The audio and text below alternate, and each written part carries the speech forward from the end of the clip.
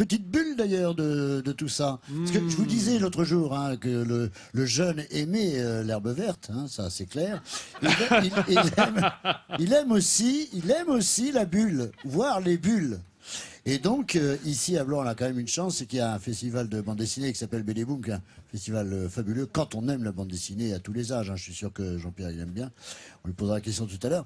Eh bien, il y a maintenant la possibilité, puisqu'il y a la maison de la BD, il y a la possibilité de recevoir des artistes en résidence pour créer leur propre bande dessinée. Là, on va découvrir Christophe Cointeau. Alors, là, vous allez avoir les jetons. Ah bon ? Oui, parce que le nom de son héroïne, Lona, la hideuse. T'as dit que tu parlais pas de ta famille. Oh. Ce mercredi matin-là, il est 10h à la maison de la BD de Blois. Christophe Cointeau est au milieu de ses crayons, feutres, plumes et encre de Chine. Il donne vie à Lona la hideuse, l'héroïne de sa prochaine BD, née dans ce carnet de croquis. C'est vraiment la chronologie générale de mon histoire. Et ensuite, une fois que tout ça est écrit, donc voilà, c'est vraiment pas ordonné, c'est un découpage primaire. Après, je fais un petit croquis de mon chapitre, page par page. Ça fait en général une vingtaine de pages, avec les unités de lieux, de personnages, etc. Et ensuite, quand tout cela est prêt, je mets en ordre sur des feuilles volantes. On peut voir ici la planche avec les cases, parfois un petit croquis vraiment sommaire de la case, de ce que je dessinerai par la suite au propre. Ici, précisément, c'est, disons, le squelette de mon chapitre. C'est vraiment page par page. Et j'aime bien colorier, donc là, il y a 20 pages. J'aime bien colorier les unités de lieu. Chaque couleur correspond à un lieu. Comme ça, je sais combien de scènes il y a et exactement ce qu'il faudra dessiner. On a déjà, en gros, le terrain de jeu qui se prépare. Donc, ça devient plus concret.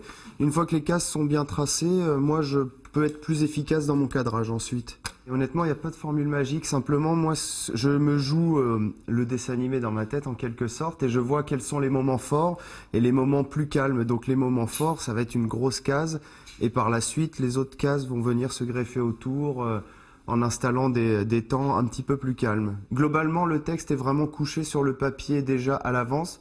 Donc je sais ce que je vais écrire. Et pour moi, la bulle dirige le dessin. Le texte dirige le dessin, étant donné que l'œil du lecteur va passer essentiellement sur le texte. J'accorde une importance fondamentale au placement de la bulle. C'est pour ça que je fais d'abord toutes mes bulles. J'écris tout, j'encre mes bulles, après il n'y a plus qu'à dessiner. Bon là on a déjà le mouvement général, donc c'est bon, le plus dur est fait. Et après il faut gommer et noircir. Il y a des zones à noircir, notamment sa robe elle est noire, l'intérieur de la veste sera noir.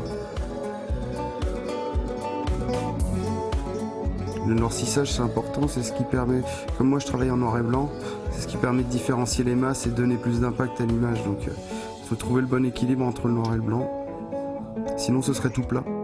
Près de la table à dessin, l'écran de l'ordinateur qui indique où en est le financement participatif de cette BD. Elle est désormais financée à 100% pour 100% de plaisir, pure bulle.